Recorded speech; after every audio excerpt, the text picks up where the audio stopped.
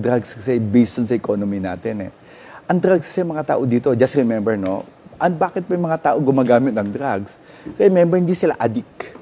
Kasi gusto lang maging addict. Remember, ang gumagamit ng drugs sa mga tao natin, especially mga, ayoko na, yung mga nagpapadagdag ng oras. Kasi pagka gumamit ka ng drugs, gising ka, nadadagdag ka. Remember, ang trabaho natin per ora dito. Hindi naman tayong sigurado eh. So, eto yung ano natin, kaya ayoko mag-compare. Ang sinasabi ko lang, mas maganda po kami ngayon dun sa data namin sa about crime. Mas nabubroadcast lang ngayon kasi hindi dati takot mag-report.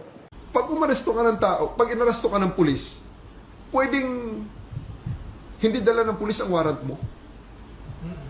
Pwede. Sasabihin lang ng pulis kayo, oy, arestado ka, may warrant ka. Nasaan ang warrant? Doon sa istasyon, halika na. That's perfectly legal.